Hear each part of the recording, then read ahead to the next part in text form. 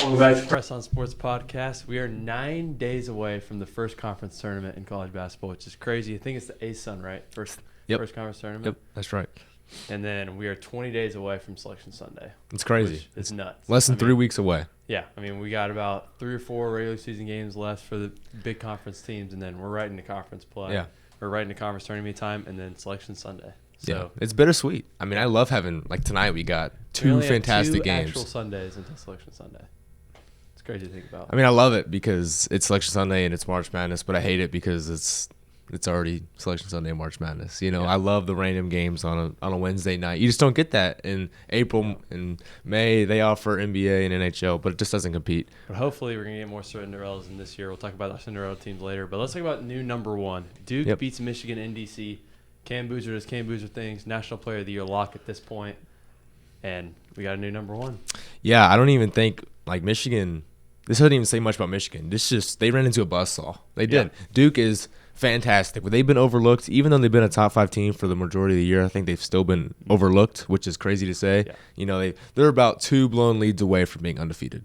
Yeah. Texas Tech and UNC, where they had both those games in control. I mean, this team is fantastic, and we saw that. And they beat Michigan on a neutral site, fair game. Everybody was healthy. And they won. So. Maybe the one knock on Duke was they haven't won the big one yet. Obviously, you know, UNC blown lead, Texas Tech blown lead. So it's like, okay, can they really get over the hump and beat one of those top-tier teams? Well, they beat the top-tier team. So, yeah, what else would you want them to do? What else do you want them to do? I mean, they beat Louisville by 30. I mean, they're just proving that they are just unbelievable. John Shire could have me and you out there, and I feel like he'd still get the best out of us. He is just fantastic. The way he controlled that game versus a great coach in Dusty May. This says a lot about Duke. Yeah. And then how about our midweek thriller? We had Bama versus Arkansas. I think it was 117-115 final. Mm-hmm. So many chances at the end for Arkansas to win, but Alabama beats them. LeBaron Fallon with 35, but let's address the other side. Yep. Our 5th-ranked SEC player. Yep. There's Acuff, drops 49. Yeah. Which is a freshman record. It made us eat our words for sure. It did. Arkansas fans, they are loud and proud, to say the least. They really made us eat our words, and let us know in the comment section on our TikTok when we did. Obviously, I have Acuff at 5, which was a little low. Yeah. We take that back. We hold our hands up, and we're like, okay, we're wrong. I mean, it takes a lot to admit when you're wrong. It does, and Acuff is fantastic. There's nothing short of it. You can't deny it. I mean, if he has a 25-point game now, it's a down game. Yeah, so it really is. I mean, shout out Acuff. For Arkansas, I mean, they don't have really anyone outside of him. Maybe Malik Thomas is playing good. Malik Thomas is a spark. Billy Richmond's been really nice for y'all, but he's not really that secondary scorer. So if you're relying on him for your second option, I don't know how far it's going to get you. But I mean, when you have Darius Acuff, you never know. After this game, I was telling you and people that we were in my room watching this game, like, this is the greatest game I've ever seen. Yeah, it truly was the most entertaining game I've ever watched in my life. Yeah, and you just didn't know what was going to go on. In the first half, it was like 57-47. Mm-hmm. It was no defense was played. It was like an NBA game, but with it was actually fun to watch. You know what I mean? At the end of the game, when Arkansas has got 3 players that haven't played rotational minutes at all, and it's Darius Acuff just on an island, it's so much fun. And he still almost brought them back. I mean, Alabama should have fouled when they were up 3, but Alabama, huge win at home. But I want to ask you a question. Yeah. So Darius Acuff, obviously, with his recent success, is he the best Cal guard ever? Wow. Because that's a conversation that people are having right now. You know I'm on Twitter a lot, so you know I've spoke my mind on Twitter about this. I think he's definitely up there. I mean, if you look at by the stats, he's probably the best shooting guard he's ever had. Let's look at the top 3 schools. So Memphis, Derrick Rose. John Wall, Kentucky. Darius Acuff, Arkansas. Is that the top 3? Tyler Ulis, De'Aaron Fox, Malik Monk. I'm leaving this up to you. I don't want to be a hater. Yeah. So I'm going to say no. I'd still probably take John Wall over Darius Acuff. I mean, I would take John and Derrick. Yeah. Still. But is he that 3rd spot at that 3rd school? It's just hard because NBA factors so much into our bias nowadays. For sure. Yeah. So, and Derrick Rose and John Wall were both number 1 picks. And we also didn't really see them play in our lifetime. We're highlight watchers because we were 2 and 3 years old during that time. I would still take John Wall, and I'm never going to pick an Arkansas player to be number 1. Hey, amen to that. We saw that on TikTok. But how about Blue Bloods crashing this week? Kentucky loses 2 straight to unranked teams. They lost their midweek game to Georgia. They lose their weekend game to Auburn. They lost in the jungle for the first time in 10 years, which is a crazy stat I found. But, I mean, we always seem to find a way to win down there. Yep. I mean, lose 2 straight to 2 unranked teams, unacceptable. And then Kansas loses at home to double digits to Cincinnati. There's 1-4 in a row and is as the hottest team in the country right now. But the Blue Bloods, I mean, what is going on? And UCLA's winning? What? Yeah. They're one of the Blue Bloods that won this week. Yeah, Kentucky, I mean, I don't want to spoil the milk early, but it's bad. Yeah. It's bad. It's a product problem. It's not a coaching problem. Maybe getting people in the door is a coaching problem, but I mean, when you got crappy players on the court, you're gonna have a crappy product. And if you don't have a motivator to get the best out of these mid-major level players, I don't know what else you could do. Yeah. I mean, let's be honest. Kentucky should have won on Saturday. That was an absolute ref show. I mean, SEC refs have clearly been against Kentucky all year. I'm not a big I'm not a big refs guy. I blame the refs guy, but I mean, it's pretty blatant at that point. The foul count was unbelievable. But big game this week, South Carolina and Vandy. If Kentucky loses these two games, I think you got to go 2-0 this week. I don't think Mark Popes makes it out of Columbia, South Carolina if they lose on Tuesday. If you lose in Columbia, he might get stuck on the hanger for a couple days. Yeah. But let's just talk about Kansas. Kentucky. We'll hit on them later. Yeah. I don't want to get over that. It puts me in a bad mood talking about Kentucky. I'm just gonna be honest with you. Kansas, they're just so confusing. My thing in college basketball is it's all about continuity, and if you can't have that. Like, even when Kentucky had continuity, when Jalen Lowe and JQ went out, they started playing good. Yeah. And now, okay, it's evening out. But Darren Peterson, if you're going to be in the lineup and out the lineup, and how is Trey White and Melvin Council and Floyd Badunga supposed to mesh together if you're just in and out of the lineup? And basically just wake up. I mean, Melvin Council, he can only drop 30 points about twice a year. I mean, he already did it against NC State. So I don't really know what you're kind of doing with your rotations. I mean, it's late February at this point, and you still don't have a consistent rotation because of Darren. So. What does Bill Self do? I mean, come tournament time, is Darren Peterson going to play the 35 minutes that he's going to be expected to? No, you can't. Why should we say yes? Because I know he made a statement today that said, obviously it's not a goal of mine to miss, but it's like, dang, bro. Yeah. Well, if you keep coming up with excuses to miss, then his PR team had a heck of a run. I mean.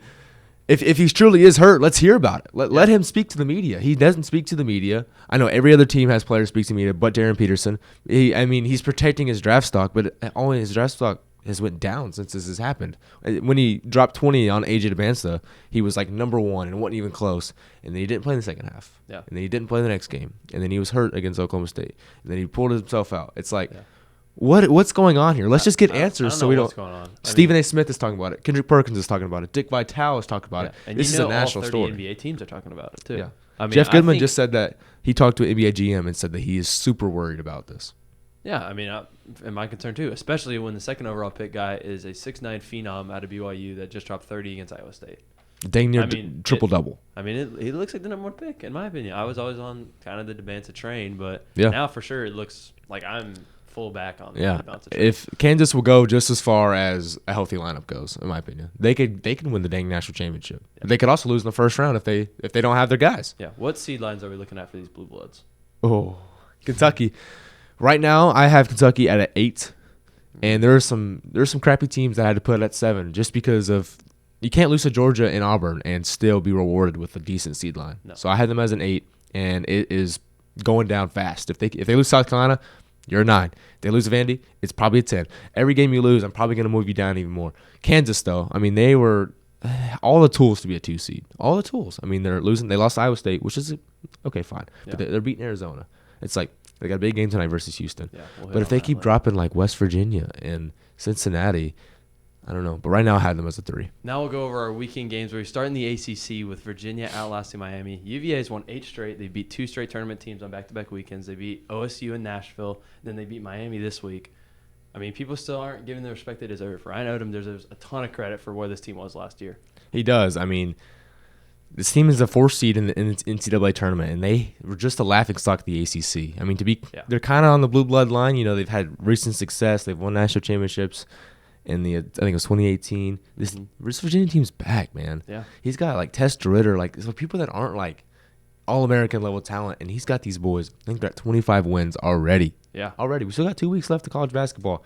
I think people need to stop sleeping on Virginia. Yeah, they're going to be good in the tournament. They haven't really beaten like a excellent team, and they've kind of lost. Like their few losses are to Duke Not to Duke. It was to North Carolina. Yeah. They still got to play Duke. But. Yeah, and they beat Louisville at Louisville. That was a good win. But this week, they got Duke. They got Duke this week. And if they could somehow win that game, that is huge. And they put Ryan Odom on the map. Yeah, 100%. I mean, I think the ACC tournament for them is going to be huge because they're probably going to be around the second, probably the second seed in the ACC. So, you know, they're going to face that Duke. They're going to face a North Carolina, face a Louisville, maybe face like a sneaky like NC State who's been on the rise. Exactly. So where do they kind of fall, I guess, on the seed line? You know, we're looking at ACC tournament time. Right now they're 11th in the AP poll, which is nuts. It's just nuts. That's and they're awesome. On about that 4 seed line, but, you know, the ACC tournament, you know, they could finish maybe hypothetically, let's say, they get to the semifinals or the finals versus Duke, they lose, but they get to the finals.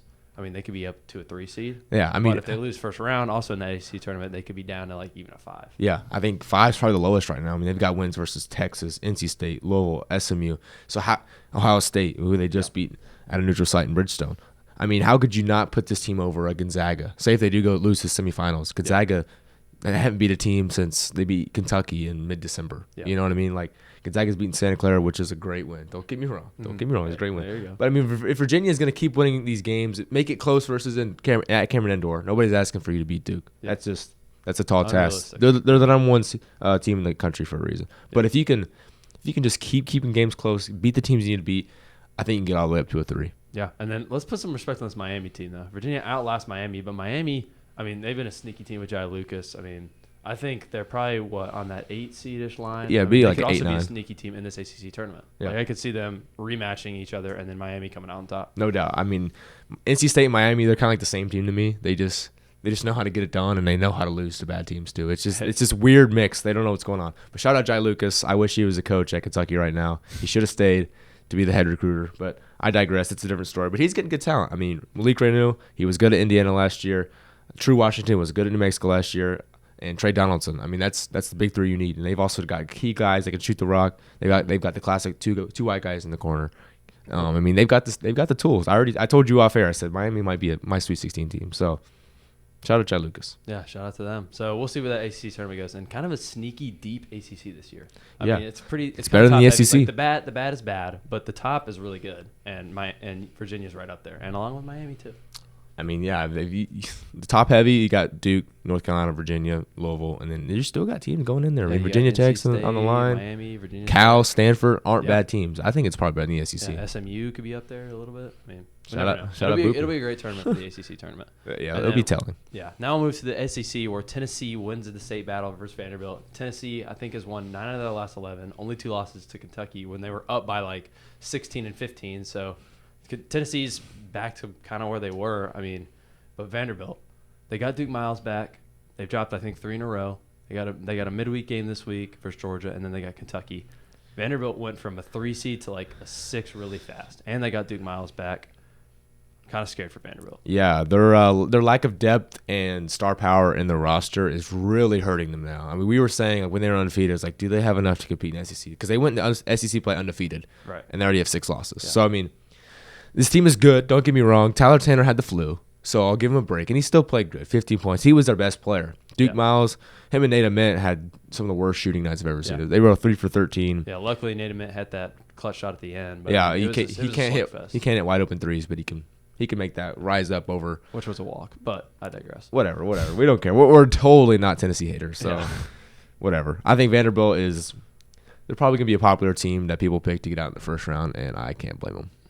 Yeah, they're on the 5-12 line, and they play a good team like South Florida or Stephen F. Austin. Yeah, I could totally see them. Miami of Ohio if they don't get it. Miami of Ohio would be that'd be 120 to 118. Yeah, that'd be a awesome. crazy game. But Tennessee, I mean, how far do you think this team could go? I mean, that's just they're so top heavy. You know, you got Gillespie, you got Ament. That's great, but after that, it's a huge fall off. I mean, I guess your third best scorer at that point is like a Bishop Boswell, Jalen Carey. So that's kind of who you're relying on. Yeah. I still think Rick Barnes is a floor raiser. So I think could they realistically go to like the Sweet 16? Yeah, of course. I don't see this team losing in like the round of 64.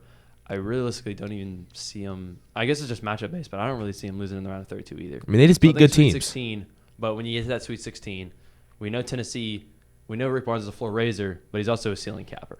So I think they've never been to a Final Four under him, so I don't think they're going to This be isn't like a the Final team to Four do team, it. No. and this definitely is not the team to do it. I think realistically, we're kind of looking like a Sweet 16 exit for Tennessee. That's a great way to put it. He's definitely a floor raiser. He's not going to lose to a bad team. Yeah. Like if they play UCLA in the first, second round, like they did last year, Mm-hmm. they're going to beat those teams that they need to beat. Yeah. Even though he might not have the best roster every year, and if he didn't go to the Final Four with Dalton Connect, he's not going to go to the Final Four with this team. Mm-hmm. I'm just going to say that. But they definitely have a better chance to go further than Vandy, I would say. Yeah, for sure. I mean, Vanderbilt, they could definitely be hit or miss. I think the lack of out-of-conference play, like they played in the Battle for Atlantis, which was like Western Kentucky and Wichita State. You know, like you can play in those tournaments, but when you're not playing great teams, like I need to see them in like a Players Era next year. Exactly. Where they're playing like Where Tennessee's playing Houston. They're playing like a Gonzaga and then an Alabama the next night. Something like that. Even if they lose, it's just the fact that you're playing those great teams. Yeah, you see good talent. And you're just getting battle tested. Mm-hmm. So I would love to see that for Vanderbilt next year. And I think they're getting into that tournament. They're very well respected now as a team. Mark Byington's got these boys rolling, even though they've lost 3 in a row. I mean, they're definitely gained a lot of respect this year. So. And this is just the start of Andy. Like I think this is just their intro. I mean, they're in the Tyron Stokes race. Yeah. Like the number 1 recruit in the country, which Vanderbilt couldn't even think of 3 years ago. That was unfathomable. I mean, Scottie Pippen Jr. was their best player for like 4 years. Yeah. I mean, we went from Jerry Stackhouse and Scottie Pippen Jr. to Mark Byington and an elite backcourt. So, yeah, I mean, you truly look at this roster and you're like, man, Mark Byington's just such a good coach. Yeah. Tyler Tanner has been phenomenal, and you can't take that away from him. But other than that, I mean, Duke Miles was a role player for an average Oklahoma team last year, and he's your second option to score. Into like a 17-point per game score. And if Tyler Nichols not hitting crazy step backs from 30 feet, he's not really relevant. So this Vandy team's definitely capped, and same with Tennessee, but a little bit further. I'm thinking for Vanderbilt, I mean, I would love to see him make it to the second weekend, but that round of 32 game scares me. I think they take care of the round of 64 if they don't get a bad matchup. But the round of 32, looking kind of slim. They're a 5 seed and they could match up with a Virginia, who we just talked about. Yeah, I'm probably taking a Virginia over them. Yeah, I think I'd take any of the top. Realistically, I mean, probably any 4 seed over them. Most of the top teams in the top 25. I mean, I think. Yeah, I mean they're barely ranked still. I think they're 23rd in the AP poll. So yeah, I think everyone above them. 25th. Sorry. Maybe there's someone above them like a mid-major. What about like a St. Louis? Yeah, that's what I was saying. Maybe like a St. Louis, I'd probably take a Vanderbilt. Okay. Or if Miami, Ohio is above them, I'd probably still take a Vanderbilt. But I mean, everyone above them after that, I'd probably take the other team. I'm assuming you'd still have them beating Kentucky this week on Saturday. Kentucky's so desperate, but so is Vanderbilt. It's really going to see that midweek game. If Vanderbilt beats Georgia, who knows what's going to happen. But if Vanderbilt loses to Georgia, I don't think there's any way they're just going to keep slipping into the seed lines because they don't have that many out-of-conference impressive wins compared to other teams. We're just going to have to see how these midweek games go, both for Vanderbilt and Kentucky. All right, now we'll stay in the SEC where Kentucky loses in the jungle for the first time in 10 years. A bad loss. Maybe Bruce Pearl gave him a pregame speech or something because he could never beat Kentucky, so he's got to let his son do it or something. But this Kentucky team, I mean, I don't know what's going on. Yeah, Kentucky team, it's not a Mark Pope problem. It's not a coaching problem. I'm not going to say it's not a Mark Pope problem. Mark Pope can get the right guys in the door. Kentucky has all the funds. They have all the tradition. Why can't he get a Yaxel Lindenborg? Yeah, why? I mean, why are we? Why can't he get Lamar Wilkerson? Why can't he get Bennett Sturts? Why can't he get Donovan Dent? I don't understand. Why is he getting Andre Yelovich? There's no reason for him to be a starter at Kentucky. You have all the money. Do people really not want to play for Pope that bad? Is he really that much of just a bad coach, and people don't trust him to take him to the next level, that people want to go play for Michigan or Indiana? It's just mind-boggling. We have everything. We have the tradition, the money, the success, the boosters, the love, the fan base. But is it Mark Pope that just can't get people through the door? I don't know what it is, but I mean, it's telling when your highest rated transfer was a Pittsburgh point guard transfer, Jalen Lowe. He was the highest rated transfer. Not even a tournament team. And they weren't even a tournament team. He was kind of a volume guy. I know he averaged like 16 points per game, but how are you not getting these top tier guys? How are you not getting a Yax? How are you not getting a Donovan Dent? I mean, even like a Braden Smith rumors, we were all flowing around those. It's just we're just team rumor at this point. I mean, we never know what's going to happen. Kentucky's slowly turning into a laughingstock. Yeah, I mean, we're probably not going to get Tyron Stokes. He's probably going to go to Kansas or somewhere else. So 0 freshman recruits. Yeah, so I mean, and Kentucky doesn't have a general manager. So it's onto the coaching staff. The coaching staff right February, and we don't have a signee yet. We don't have a single signee for next year. I mean, they love putting us in the top 5, but they never want to commit to us because they don't want to play for Mark Pope. Why? Like, Mark Pope's decision making is what I question. Because you had Caleb Wilson as like a Kentucky lock. Everyone said he was going to Kentucky. You turned him down for a guy like a Jasper Johnson. I mean, I get Jasper Johnson's from Kentucky, and you want him to play. But if you're going to play him spot minutes while Caleb Wilson looks like a top 5 pick in the draft, averaging 20 for UNC, carrying that team. The first 9 picks in the draft are all freshmen. Calipari would not let Caleb Wilson leave Kentucky. He would not let him leave the building. How? Like Darius Acuff would be a Wildcat. Malik Thomas would be a Wildcat. Caleb Wilson would be a Wildcat. Those will all be on the same exact team. I mean, I don't know what you do. I mean, you just can't get the players in the door. I mean, Kentucky, there's 9 freshmen. This is a generational freshman class, and you have Jasper Johnson. Yeah, as your only freshman, and this is Kentucky basketball. I mean, 8 national championships Kentucky basketball, which has been that's right. Sorry, very hit or miss. Malachi, who has turned into Yeah. Just a little soft baby boy in the last 4 games. Keyshawn Murphy looked like Shaq. I mean, and Santos Surreal looked like Hakeem Olajuwon. Yeah. I mean, we're playing mid-level bigs, but our bigs are just so bad. I mean, how can Brandon Garrison, after last year, averaging about 5 and 3, come back on full scholarship with $1 million in NIL? He's making $1 million. He's supposed to be like the starter at the beginning of the year. He's supposed to be the starter. He's supposed to be most improved, whatever. I don't know. He's our Kentucky big man. We're playing Cam Williams $2 million, a Tulane 6-man.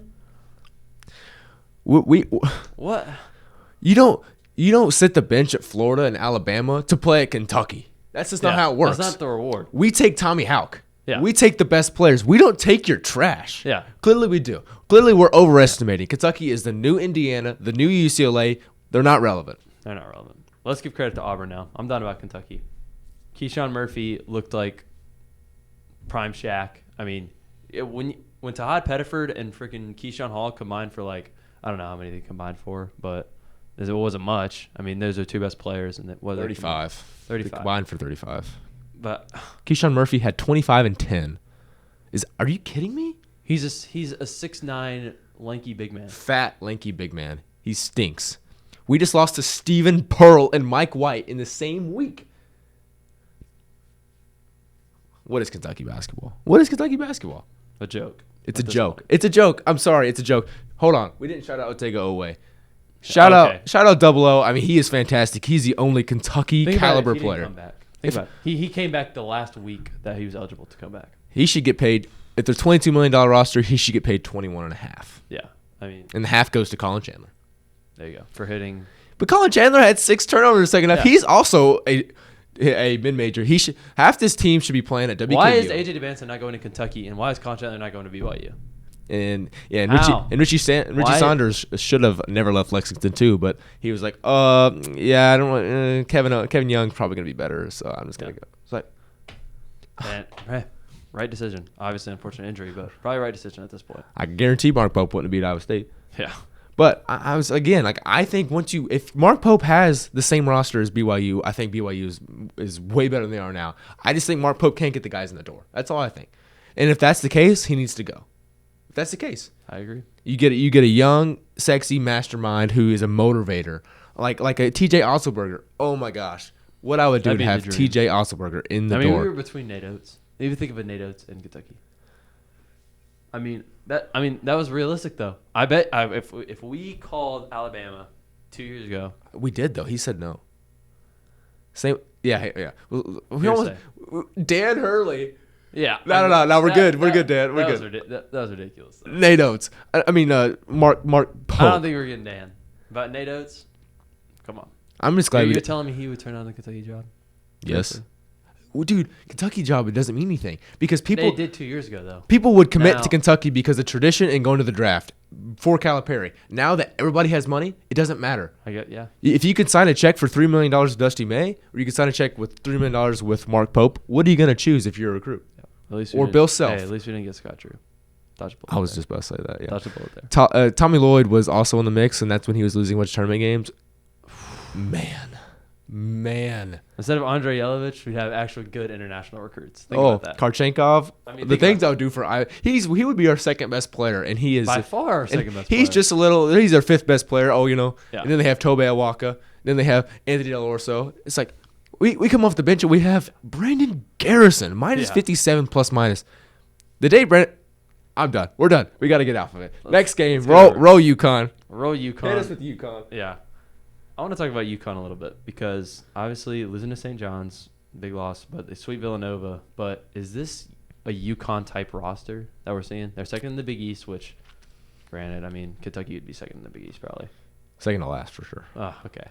But, I mean, is this a UConn type roster? Because we always bank on the coaching of Dan Hurley, but the roster on paper just isn't that great, especially off the bench. Yeah, the same coach won 2 national championships, but the same coach also was a 9 seed and was on the bubble for most of last year.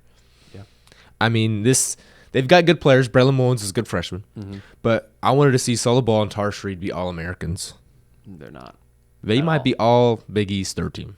Yeah. Tarsh Reed was phenomenal. He was averaging 25 and 10 start the year. I was like, oh my gosh, he's going to take that step, be the kind of Donovan Clingan kind of guy they needed, but even more physical. No. Not at all. No, I mean, I think UConn still has the tools to win it all. They have. I think the players are still there. The shot making is just not. Yeah. Like it's Silas Demery, he needs to be more. They all aren't on at the same time. Caravan and Ball and Demery and Mullins all can't be awful. Like it can't be just one of them. Mullins is on for most of the time. Yeah. Caravan's on for most of the time, but it needs to be 3 out of the 4, not 1 or 2 out of the 4. Yeah, I agree. I mean, UConn. I mean, realistically, they could be that Final Four team still. I mean, but are they a national title contender? Because I think kind of Arizona, Duke, and Michigan have kind of separated themselves as that Tier 1 contender. Yeah. And now UConn, who was a Tier 1 contender for sure for 90% of the year, maybe has slipped out of that category. Yeah, we've seen the top few teams in the country are so deep and have so many different type of players that they can fill every hole. I don't know if UConn has that. I mean, they're really relying off Caravan and Mullins to hit. They run that floppy action and the stagger actions, and they just rely on to hit threes and play good defense. But if you can't make shots in the tournament and you don't have guys come off the bench and just be flamethrowers, they're capped. Yeah, they need someone to be a spark. I mean, they have players to potentially do that, but right 100%. Now they're not. So they could be really hit or miss in the tournament. I mean, I don't see them realistically not making it to the second weekend, but could they lose in like a Sweet 16? Yeah, 100%, I think. You think so? I think they could lose in a Sweet 16. Depends on their matchup. So if they're a 2 seed, who would they play in the Sweet 16? That'd be a 4, right? Yeah, I think so. Yeah. I mean, if Kansas drops down to a 4 seed, or they could play a 3. They could play a 3. That's true. I mean, I'm not gonna say Elite 8 lock, but I'm pretty close to Elite 8 lock. Really? I just think he's such of a floor riser. Like they even gave Florida. He's definitely a floor riser. They gave Florida all they wanted last year, and that was one of the greatest teams we've seen in recent history. Yeah. I mean, Walter Clayton Jr. was Steph Curry of college basketball last year, and they took them out to the wire. I don't know. I think UConn's still going to be good, but definitely not the teams we've seen in the past. I definitely think UConn's still going to be good, but like, could I see them slipping up this year? Yeah, potentially. I mean, I think they're a second round team, second weekend team lock. I mean, there's no way they lose in the round of 64 or the round of 32, like you said. They'll lose a floor raiser.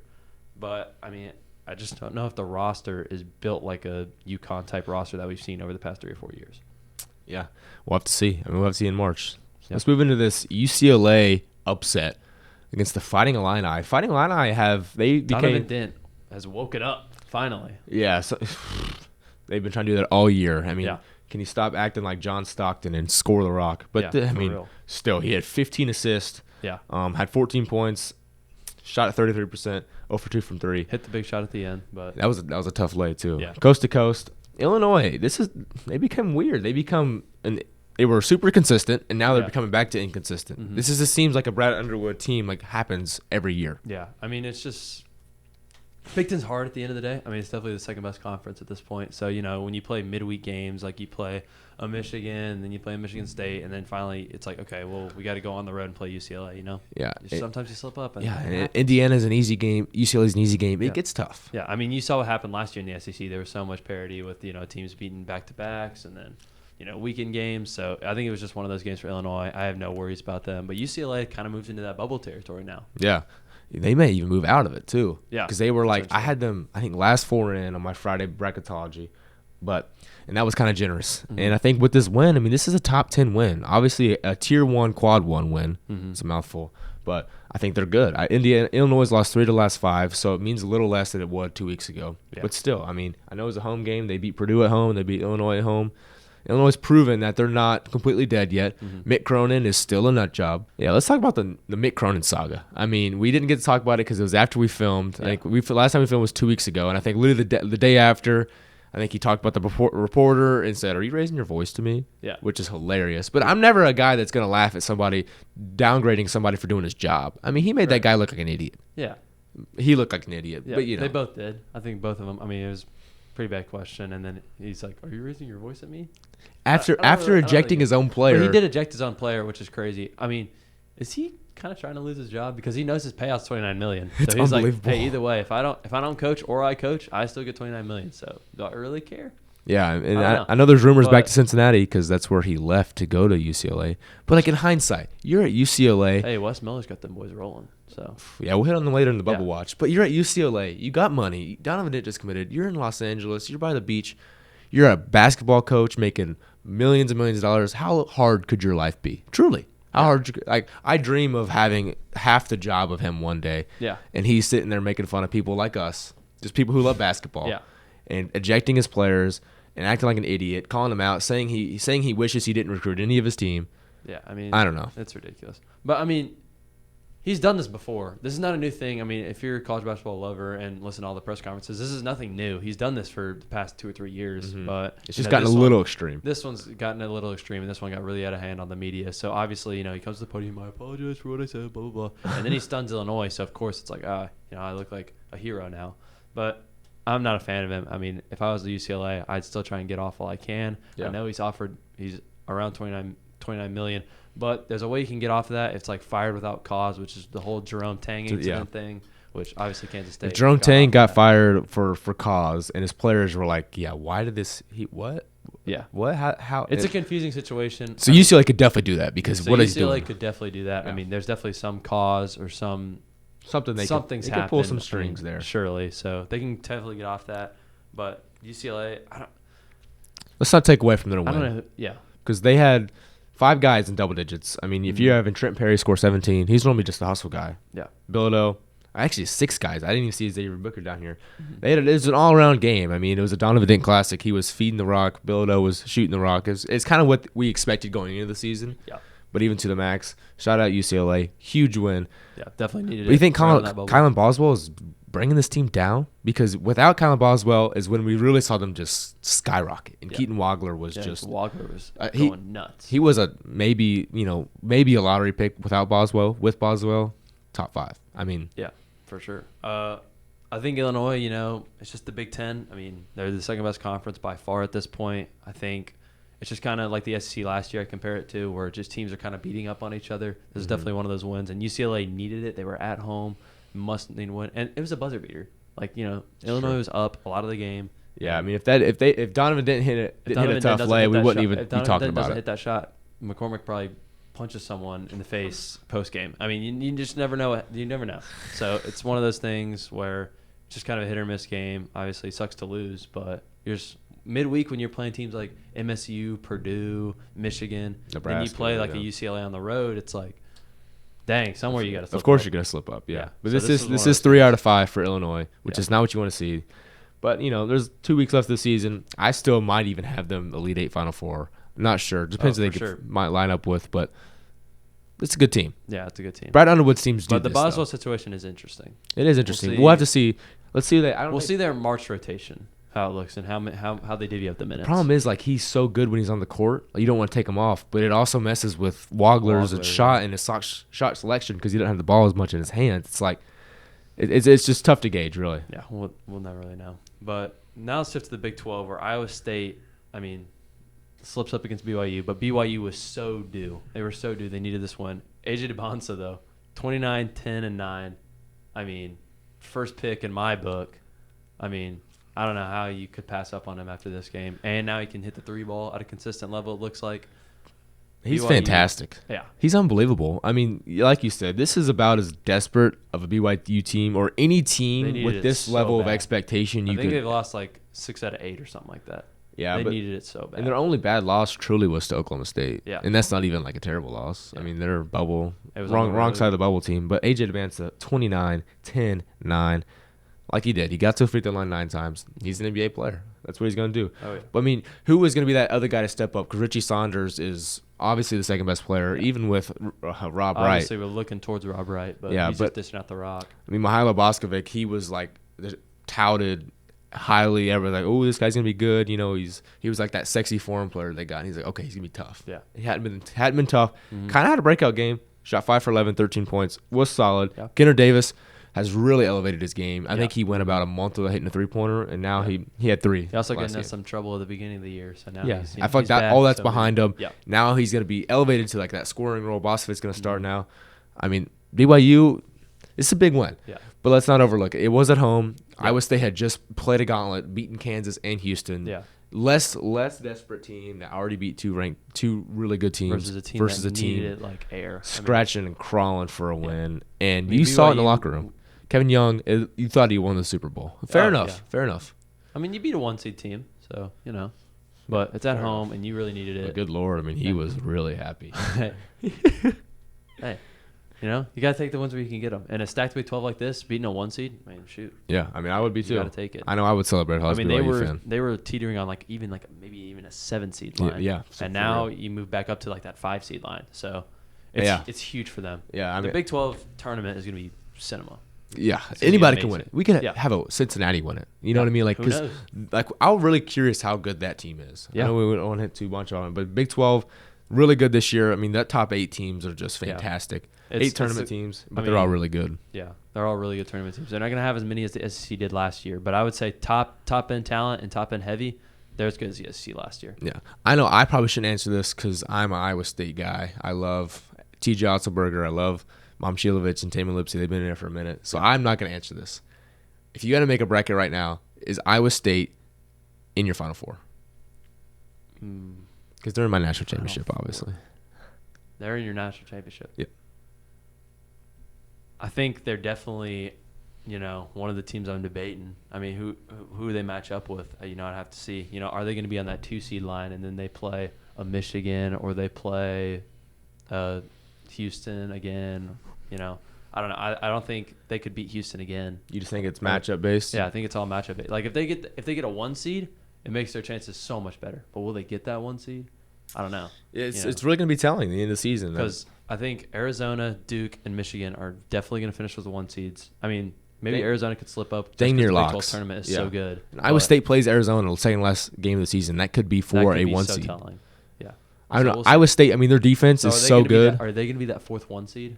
I wouldn't say so. I think honestly, all said and done, Houston gets it. I know they lost 2 straight, but I think Houston, they're just I'm not high on Houston. I probably will not have them in the Elite 8.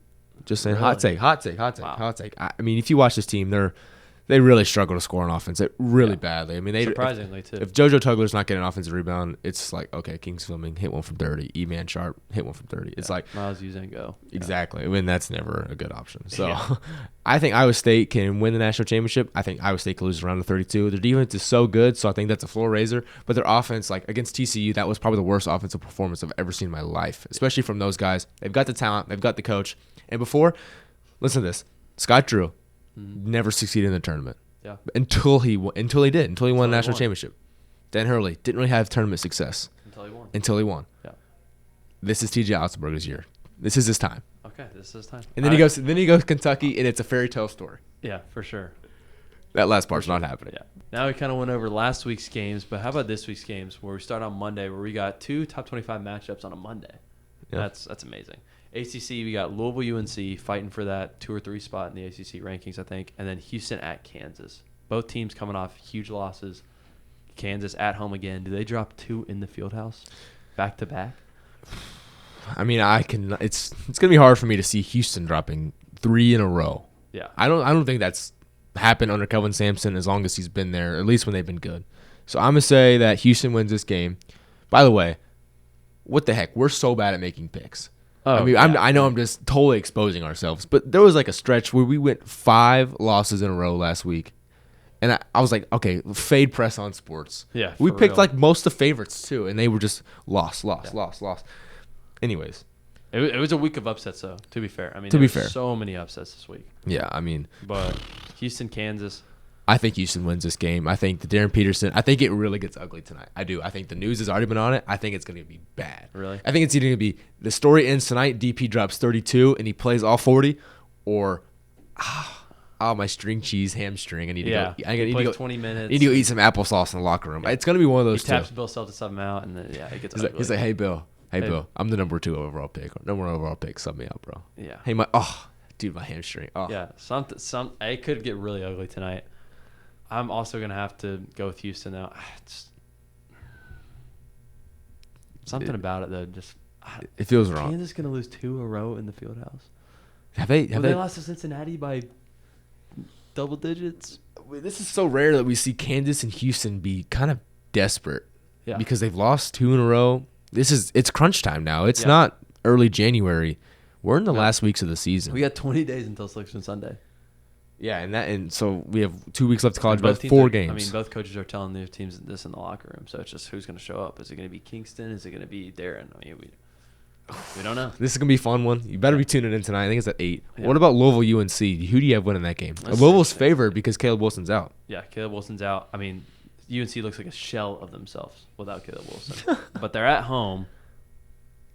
I'm still going to go Louisville, though. Mel Brown's been the hottest player in the whole country right now. He's been unbelievable. I mean, so I'm going to go with that. I mean, UNC really can't do much because when your bailout guys like Seth Trimble, yeah, we good.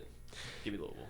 Yeah, I mean, I don't think they've been a shell of themselves. I think they've been pretty good. I mean, beating the Syracuse team's not the worst thing in the world, you know. I mean, they did lose. I can see why I say that. They did lose in NC State by 34 or 24, whatever it was. But they also didn't have Vasar. That's true. Vasar's big. Yeah. Especially tonight because Louisville's bigs are just as bad as Kentucky's bigs, and that's really bad if you don't know. Yeah. If you didn't listen to earlier in the podcast. Yeah. I'd still go. I'm going. I don't like either of these teams, so I mean, there's really no bias here because I kind of wish they both would lose. I'm gonna go Louisville. I mean, Michael Brown and Ryan Conwell are clearly, gosh, yeah, just to go 0-2 again. Yeah. But Ryan Conwell is so underrated. He's so underrated. Oh yeah. He kind of plays like Nick Boyd of Wisconsin, but he doesn't have as much of the keys because of obviously Michael Brown is just dropping 35 but or 40 points. But when he did have the keys, he was playing at an unreal level. Yeah, I think both these teams definitely have holes, especially with Caleb Wilson out and especially with the bigs from Louisville. We'll just see. This is also a telling game. Yeah. If Caleb Wilson can't be back for the tournament, which I think he will be, can UNC make a run? Yeah. Also, can Louisville capitalize? You know, teams aren't always healthy, so why don't they capitalize and have a good game? Michael Brown, this is your time to make yourself a top 5 pick. Yeah, for sure. And then Wednesday we got our Big 12 game of the year, pretty much. I mean, St. John's at UConn. There's no way UConn gets swept by St. John's. I'm same boat. Yeah. We don't have to hit on this long. We did this actually. We said we don't have to hit on this long when St. John's controlled UConn the whole game. About 2 weeks ago. This is a whole different story, whole different environment. I mean, give me UConn. At UConn, it's not in the Garden anymore. St. John's has been playing fantastic. They have been playing fantastic. Because UConn, we didn't even talk about this earlier, but UConn lost to Creighton. Doug McDermott owns Dan Hurley. He owns them. He has like the only team that Dan Hurley has a losing record to is Creighton. Wow. But then Creighton's like, okay, Creighton, you know, trend line's going up. Yeah. Get smashed by St. John's. I mean, absolutely smashed. I think it was 40-piece. St. John's is hot. Don't let them. I know I put them in as my most disappointing teams in March Madness, which I still think is happening. Yeah. But this isn't going to be a blowout. UConn's not excellent. But it's just because they're at home. They're not going to get swept. Give me the Huskies. Yeah. And then Thursday, we got Big Ten showdown, Michigan State at Purdue in Mackey. We're so blessed. On a Thursday? A random Thursday. I'm going to be at the New Mexico State WKU game because there you go Tops, right? Yeah. Hey, shout out to Tops. Yeah. Just put out the Flames. Yeah. First loss in 2026. Hey, we knew that was going to happen though. We knew that was going to happen. If you're locked into the last episode, you know Liberty's #1 in luck rating, and it showed. Hey, this guy's an analytical guy. So hey. There we go. Give me Purdue. Yeah, I mean, you know how I felt with Michigan State. I mean, it feels like an easy pick, but I could see Michigan State. I don't know what a spread is, but I could see Michigan State covering. But I think Purdue is just kind of going to control the game. I mean, TKR and Clough hopefully can have a good game against that MSU front court. We'll see how that goes. Jeremy Fears versus Braden Smith, the 2 best passing point guards in the country going against each other. So it's just who are the role players going to step up for either team. And I think Purdue, they're at home. Hopefully Fletcher Lurie can shoot the ball better than he has been. So yeah, I mean, but you mean Purdue, they're at home. Purdue had quite the statement game against Indiana after a pretty pitiful loss versus Michigan, where they kind of got controlled. They beat Indiana by 30, beating your rival by 30. I don't care who it is, and Indiana's not bad. Yeah. That's a statement. I think Purdue's going to really start getting hot. I think this right before March, Matt Painter, he's a great coach. Braden Smith, obviously, we know who he is at this point. Yeah. And TKR, he's finally getting going. Yeah, finally getting finally going. getting Ball is rolling. I know he had a 30-point game last week. I think Purdue rolls If Fletcher Michigan Lord can State. start making his shots, maybe CJ Cox can get in there and mix them up. You never know. You never know. But Michigan State, I just don't think they have enough to beat Purdue at Mackey. I don't think Michigan State has enough to do anything in the tournament either. Oh, well, you know what? I kind of agreed with you there. So I mean, it's just it's kind of frustrating to watch them play basketball. I don't know if you watched the Ohio State game last night, or I think it was yesterday afternoon. It was just like they just do enough to win. Yeah, it's like oh my gosh, Jordan Scott, please make a 3-pointer, or Kurtang, please bail us out. And it's Jeremy Fears just running in a circle, Steve Nash dribbling over everybody. It's like, oh, how is this team keep winning the games? Colin Carr highlight dunk. That's it. Yeah, and then makes him Carson cool. Cooper was like Shea in the mid range yesterday. Yeah. It was so weird. Anyways, they keep finding a way. Shout out Izzo. He can turn a mediocre roster into a 3-4 seed. So shout out him. But yeah, we'll see that on Thursday, and then Friday another Big Ten showdown. I mean, the Big Ten. I love the way they schedule games because it seems like every day there's something. Yeah. There's something interesting. And this is a banger. Michigan at Illinois. Illinois has been struggling. Michigan's just came off a loss to Duke at Illinois. This is awesome. How do we pick this game? We got to go opposite here because this is a toss-up, coin flip, truly a coin flip. Yeah. At Michigan, I think Michigan beats them pretty handily. At Illinois in Champaign. Well, Illinois is coming off a bad stretch. They need to win. Illinois lost 3-5. Michigan's lost 1, which is a big deal to them because they've lost 2 all year. They lost to the best team in the country, but yeah, and they got into foul trouble and they still barely lost. And the refs were definitely. Yax was carrying him in that first half. Oh man, he had 16. And the rest of the team had 14. And he was shooting 90%. Yeah, the team was shooting 30. So. I'm glad we put Yax as number 1, but I think if, like we said, earlier, if Ademara and Morez Johnson could be a factor and not get in foul trouble, Michigan's not going to lose a game for the rest of the season. Yeah, for the rest of the season. But if they get in foul trouble and Michigan couldn't play their game. Their game is get out and run and then contest people at the rim, and they just continue to do that. And then Amari Burnett or somebody like Yax will bail them out with a 3-pointer because they're so deep and so good. But Duke neutralized that well, and if Illinois can have that same recipe with a deep roster like they have, they can win this game. But ultimately, I think Michigan wins this game. Yeah. He said to disagree with you. I don't know if I can. I mean, Michigan's an all-time team. I really don't know if I can because, like you said, if Ademara and Morez Johnson get in foul trouble, then, it's going to be a problem. But that's the only way they can lose. Illinois is not going to do that. Illinois is not going to just pound the paint. Their guards get downhill, but they're going to kick it out. Both Ivicic brothers are 30-foot players. Yeah, so. I mean, all they do is sit in the corner. So it's like, are they going to get in foul trouble? Probably not. So give me Michigan to control. I mean, they had the foot speed to compete with anybody. I think matchup by matchup, this is a terrible, terrible game for Illinois. Because Michigan's they're so athletic at every position, and Illinois is not an athletic team when you think about it. Like Mirkovic and Ivicic and both the brothers, Jake Davis, Hummerkaus. I don't know. This is not a knock on Illinois, but give me the Wolverines. All right, that was all our midweek games. But then Saturday we have a big slate. We're right in tournament time. This is amazing. Yeah, the last game is so important, which we'll hit on. It's at 9:30 on ESPN. Stay out till midnight, watch a little college hoops. I will. But how about stay at 10 a.m. where we got Virginia and Duke at Duke.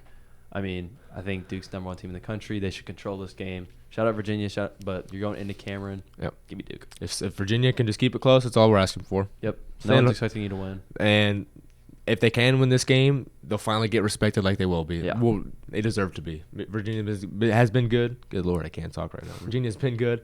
But Duke's a buzzsaw. Give me Duke. Kansas at Arizona. Yeah, Kansas going for that sweep at Arizona. Don't think they're going to do it. I mean, we'll see how much Darren plays. I know it's going to be the headline for every game from then now on. But let's talk about how good Arizona is. I mean, they're that third team in that title contender. Like I said, Duke and Michigan have kind of separated themselves. Arizona's right behind them, if not in that contention. Yep. I mean, Arizona's back to their winning ways after the 2 straight losses. Give me Arizona at home. Arizona's got 8 starters legitimately when you got guys like Del Orso and Toby Awaka coming off your bench. Yep. You're truly at a next level. Braden Burries has been fantastic. Shout out Ivan Karchenkov. Yep. I'm probably your biggest fan in the country. Yeah. Shout out Ivan. Give me Arizona. Yeah. And then we got Texas Tech at Iowa State. Texas Tech, I think they're going to kind of be a shell of themselves without JT, even though kind of Domin Atwell, they played well. 32. Yeah, I mean, he's one of the best three-point shooters in the country. But Iowa State just came off a loss against BYU. Yeah. I think they're hungry for a win. They're at home in Ames. Toughest place to win in the country, basically. Give me Iowa State. Same. Give me Iowa State. I love this team, like I said earlier. And without JT Toppin, their bigs are definitely smaller. With what's the name? Lawan Watts is really their only good scoring big. Jefferson, Momchilovich, Buchanan, 3 good bigs for Iowa State. Give me the Cyclones. Bama at Tennessee. Yeah. Rick Barnes owns Nate Oates. Rick Barnes owns Nate Oates. It's at Tennessee. Nate Oates finally beats him. Wow. This okay. is the time where he finally beats him. I think Alabama, that Arkansas win was so big for them. I think this is a turning point in their season they needed. LeBaron Philon, I think, is going to drop 20-plus on Tennessee. Give me Alabama. Finally gets over that Tennessee hump, which I think Tennessee beat them earlier in the year. They did. And that was the first game with Bediako. Yeah. Whatever that saga is going to be like. I don't know if is he coming back? He just filed an appeal. Yeah. Dude, screw off, bro. Yeah. Just go get a job. Go just start a LinkedIn, bro. What are we doing? Hey, connect me on LinkedIn, bro. Hey, both of us. Free plug. All right, anyways. This is for fun. We don't get a dime out of this, so you know. This is literally just for fun, bro, and you need to get a job. Yeah. We make minimum wage out here. Anyways, Bama at Tennessee. You went from Bama. I wanted to go Bama and be different. Yeah. But now you got leeway to go Tennessee. I got leeway to go Tennessee. I think Nate Ament has been, other than last game. He's played. We didn't put him in our top 5, but he has played like a top 5 player. If we had to redo the list, he'd be top 3. Yeah, really. He's been so good. Heater. He's been so good. He has been. Tennessee fans are been so ungrateful for this generational talent that they've gotten. Yeah. Granted, he wasn't very good, but he wasn't very good scoring 20 points. Yeah. Oh my gosh. They were complaining when he was averaging 16 a game, and they weren't beating Illinois. It's like, oh my gosh, you're Tennessee too. Like you're not expected to be. He's a freshman. The kid's like barely. I think he's like 18. He's dang near 2 years younger than us. Yeah. So shout out Nate. That makes me. Wow. Gosh. Yeah. Not me. Actually we're the same age. Yeah. So, anyways, Nate Ament's been fantastic. What a talent he's been. Give me Tennessee. Arkansas at Florida. We have a lot of skin in this game. We're known as the Arkansas haters by college basketball TikTok. We're not that famous, but we have 160 Arkansas fans in our comments, I'd say. Yeah. Consistently. Yeah. So shout out to y'all for giving us views, for real. Appreciate it. A little engagement bait. Shout out, y'all. Arkansas at Florida. Do they have a chance to win this game? Nope, and I'm standing on it. When you have a 7-man rotation in late February, how do you expect to go so deep in the tournament? It's just Darius Acuff and friends. That's not going to get you there. This Florida team looks so elite, though. If their guards can start, heating up a little bit. They've got guards off the bench now that are scoring. And then you have Tommy Houck, and that front court is best in the country. What do you think about DJ Wagner? Oh, don't even get me started. Hey, if you cut the rotation to 6, you wouldn't be missing much because DJ Wagner's that 7th man, and he doesn't do much. So they need to get Carter Knox back fast. I don't know. Is he out for the season? I have no idea if he's out for the season or not. He's not even great, but he's just a body that knows what he's doing. Yeah, he's just a body. At least he's playable. When you have Acuff, 3 friends, and then Nick Pringle at the 5, it's respect Malik Thomas, bro. I respect Malik Thomas. It's those 2 in the backcourt and then no one else. Trevor Brazile sometimes can have a game, but it's whatever. Billy Richmond has been pretty nice, though. I'll admit that. But, you had 3 guys again that didn't even play at the end of the Alabama game. So, I don't know. I don't. Give me the Razorbacks. To go into the swamp and beat Florida? Yep. Florida's due for a loss. I know. I think their last loss was against Auburn at home. It's just crazy that I'm picking Arkansas. It really is. But I think John Calipari, he's what he does is win big games. He's got good players. He's Sometimes. not Well, hey, watch your words right there. Big games. I guess big games is separate from tournament games. So you're right. Yeah. St. Peter's isn't a big game technically. Right. And Oakland's not a big game technically. Yeah. Oh, I can't wait till they match up with a mid-major. Let's just get past this. I think Arkansas I do actually think they're going to go in the swamp. Acuff has made us eat our words, and he's been probably the best player in the country over the last 2 weeks. Yeah. And really. All right, Gonzaga, St. Mary's. So let's get off that before we talk about.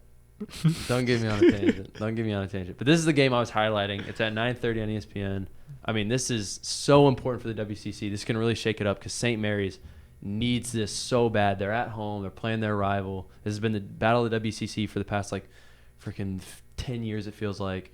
They're at St. Mary's. Ooh, I really want to pick St. Mary's, but overall I'm just going to go Gonzaga just because they're the better team. They're just a better team overall.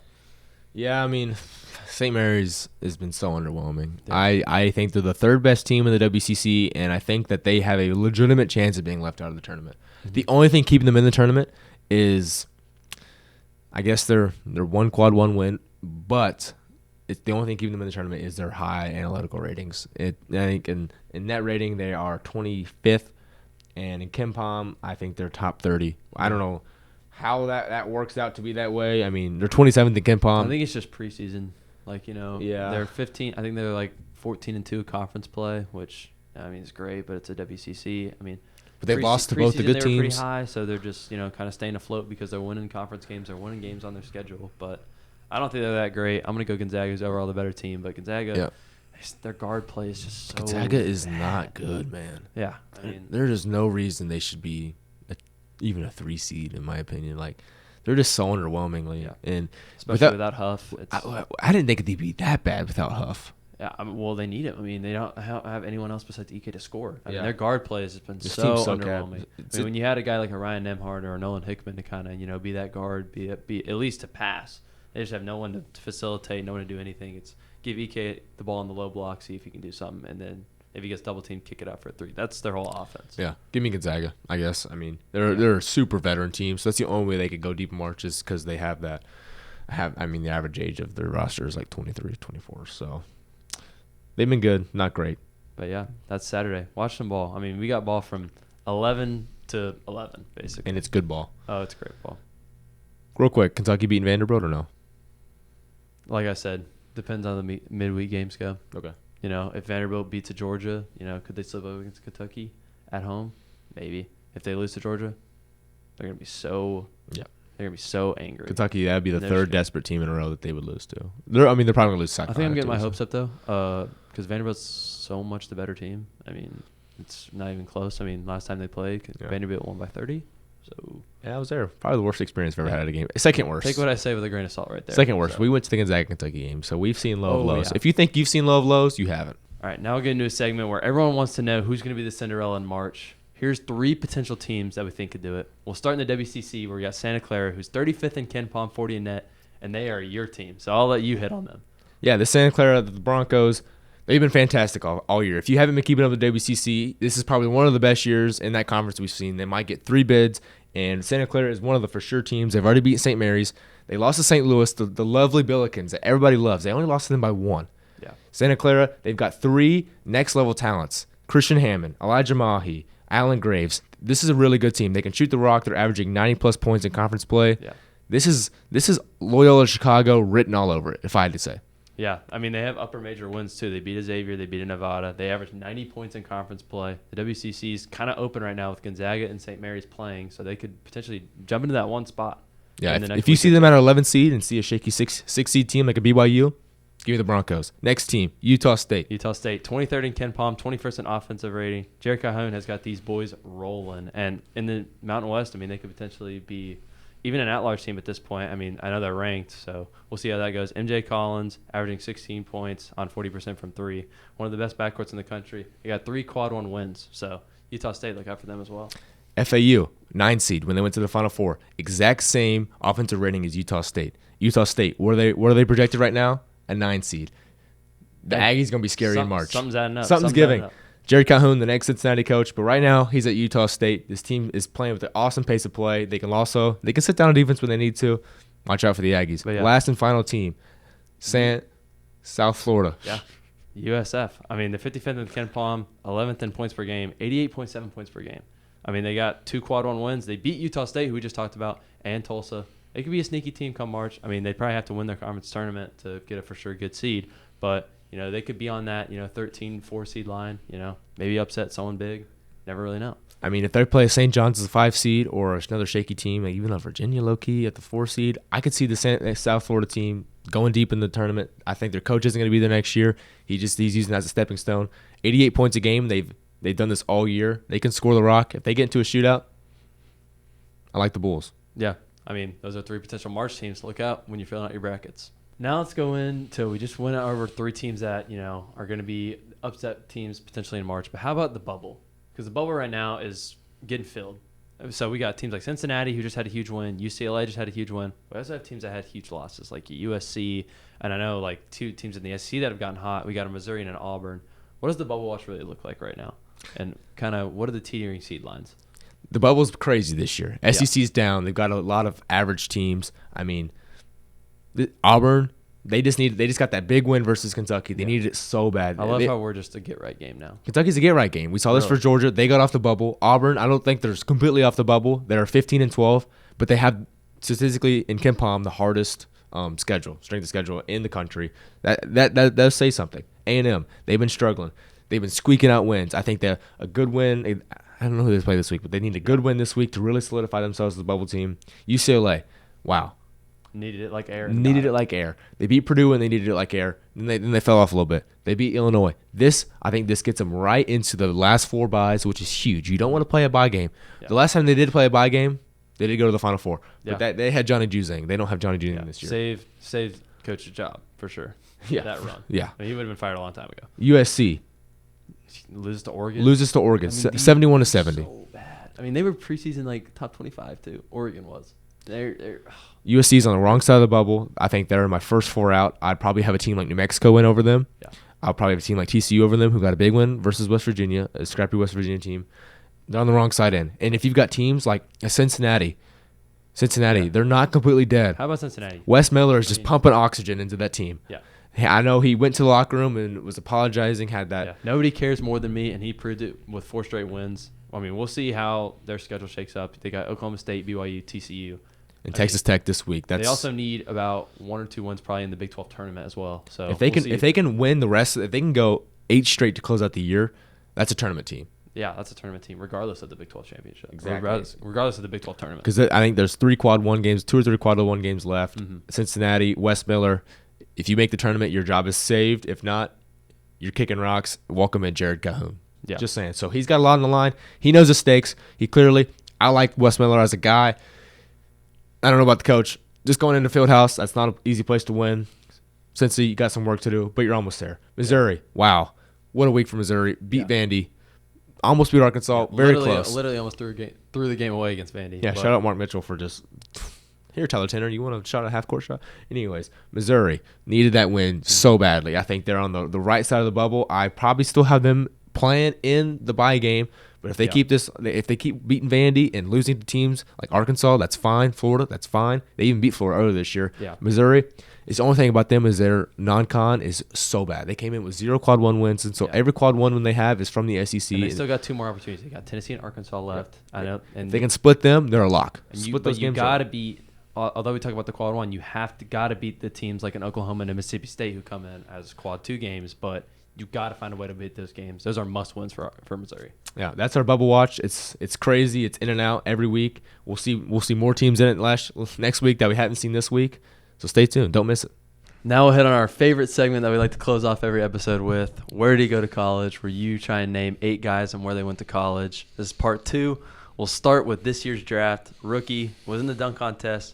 Where did Chase Richardson go to school? Chase Richardson. He went to Michigan State. Should have stayed. They need him right now. Potentially stayed. But he went to Michigan State. Yeah. How about Doug McDermott? Doug McDermott, Player of the Year. Doug McDermott played for his dad at Creighton. Yeah, and his dad's still there today, coaching up. Yeah, he probably won't be there for long though. Yeah. How about Ben Mathurin? Ben Mathurin. He was so good at Arizona. Oh yeah. I thought he went to the Pacers. Like, this guy's gonna be high legit. Flyer, hit buzzer beater in the now tournament. He's hooping for the Clippers. Yeah, he's hooping. Shout out Ben Mathurin. Yeah. How about Colin Sexton? Colin Sexton, the young bull. Alabama, when he went 3-on-5 versus Minnesota. Remember SEC, that? No, wasn't that SEC tournament? Did he I think do it was the Miss- SEC tournament too? Probably. He was so good. Yeah. That was before Nate Oates. He would have been good with Nate Oates, but he went to Alabama. Young bull. How about Jackson Hayes, another dunk contest guy? I think he was top 10 pick. Yeah. Texas. Yeah. Originally drafted by the Pelicans, now for the Lakers. Somehow he's a rotational player. Yeah. Well, when you don't have a center, it's kind of easy. How about Trey Mann? Trey Mann. I think he was the 18th pick to the OKC Thunder back in the day. Went to Florida. Yeah, he did. He was a bucket at Florida. Trayshawn Mann. He was a dog. Yeah. How about Nikhil Alexander-Walker, cousin of Shea? Cousin of Shea. Went to Virginia Tech. He did. He was a Hokie. I only know that because he's Shea's cousin. So yeah. Shout out to Shea. Keep the shirt. How about last one? College legend, I'd say. How about Caleb Martin? Caleb Martin. When the brothers were hot with the Nevada Wolfpack, Yeah. I think they went to the Sweet 16 or Elite 8. They ran into Loyola Chicago. Yeah. Hey. The Martin brothers were good in college. Hey, 8 for 8 again. I'm going to make you slip up one of these times. Something's going to come up. We'll see what happens. No, you won't. No, you All right. Yeah. All right. 8 for 8 again. Good job, I guess. I'm going to make you slip up one of these times, though. I'll get you eventually. No, but yeah. Thank you guys for watching. I mean, so much good basketball in this week. I mean, like we said, we got games on Thursday, Friday. Saturday's got a whole slate. Wednesday, we got the best Big 12 game of the year. And then tonight, Louisville, UNC, Houston, Kansas. Go watch some basketball this week. 20 days away from national holiday. You don't want to go into March Madness not knowing who these teams are. Make sure you put in your work excuses, too, because March is right around the corner. Yeah. So go ahead and tell your boss, hey, man. Hey, get in your scripture, watch some basketball. This is a long episode. Thanks for watching. Peace out.